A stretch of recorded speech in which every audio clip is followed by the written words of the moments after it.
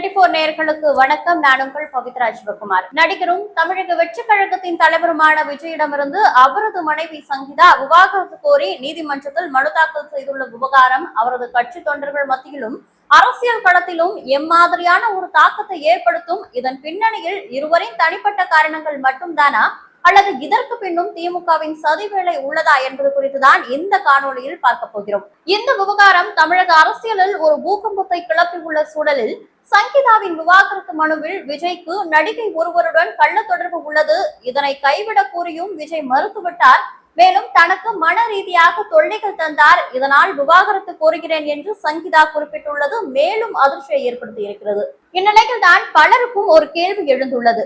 2021ஆம் ஆண்டிலேயே விஜயின் கள்ள தொடர்பை கண்டுபிடித்த சங்கீதா இப்போது கட்சி தொடங்கி தேர்தல் நெருங்கும் பொழுது விவாகரத்து கோருவது ஏன் என்ற கேள்வியை எழுப்பி வருகின்றனர். இது தொடர்பாக சங்கீதா தனது மனுவில் சில விஷயங்களையும் குறிப்பிட்டுள்ளார். நடிகை ஒருவருடன் விஜய்க்கு கள்ள தொடர்பு இருப்பதை கடந்த 2021ஆம் ஆண்டில் கண்டுபிடித்தேன்.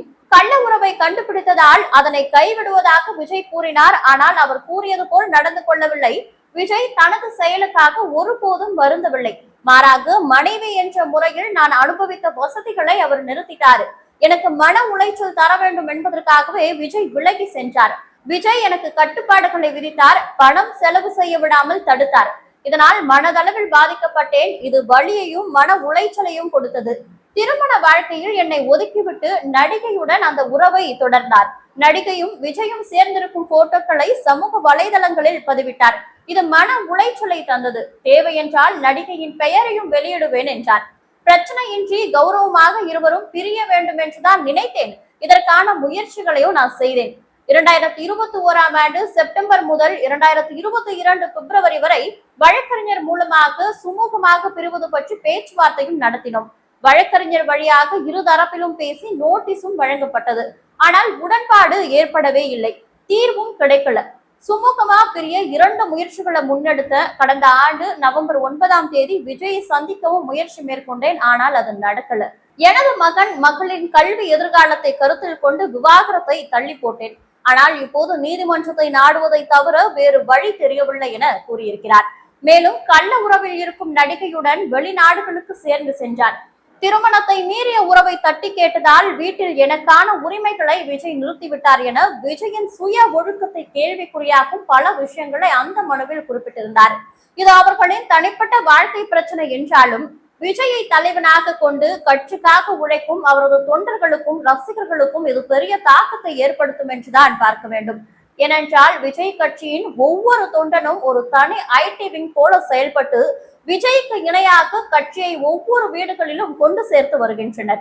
இதனை விஜயே பல மேடைகளில் எனது ஒவ்வொரு தொண்டனும் ஒவ்வொரு விஜய் என்று குறிப்பிடுவதன் மூலமா நாம் அறியலாம். அப்படி இருக்கும் இந்த தொண்டர்களும் ஒரு பிரச்சனை சிக்கல் வரும்பொழுது அதிலிருந்து மீண்டு வருவதற்கு எவ்வளவு சிரமப்படுகின்றனர், அந்த நரேஷன் அதாவது கட்டமைக்கப்படும் பிம்பத்திற்குள் எப்படி சிக்கிக் கொள்கின்றனர் என்பதை கரூர் சம்பவம் நமக்கு நன்றாக உணர்த்தி இருக்கும். எடப்பாடி பழனிசாமியோ அண்ணாமலையோ விஜய்க்கு ஆதரவு குரல் கொடுத்து எதிர்ப்புகளை குறைக்கும் வரை தமிழக வெற்றி கழகத்தினர் மௌனம் காத்தனர். அப்படி இருக்கையில் தொடர்ந்து பெண்கள் பாதுகாப்பு குறித்து பேசி வரும் விஜய் குறித்து இப்படி ஒரு செய்தி வெளிவருவது இனி பெண்கள் பாதுகாப்பு குறித்து பேச விஜய்க்கு என்ன தகுதி இருக்கிறது என்று கேள்விகளை உருவாக்கும் என்று அவரின் தொண்டர்களும் ரசிகர்களும் மிகுந்த மன அழுத்தத்தில் உள்ளனர். அதே சமயம் தாவைக்கு தலைவர் விஜயை பொறுத்தவரை தனது அரசியல் வாழ்க்கையிலும் சினிமா வாழ்க்கையிலும் தொடர்ந்து திமுக நெருக்கடியை கொடுத்து வரும் சூழலில் தனது தனிப்பட்ட குடும்ப வாழ்க்கையிலும் அவர்களது சதி வேலைகள் ஏதேனும் இருக்குமோ என்று மிகுந்த கவலையில் இருப்பதாக பனையூர் வட்டாரங்கள் பேசப்படுது.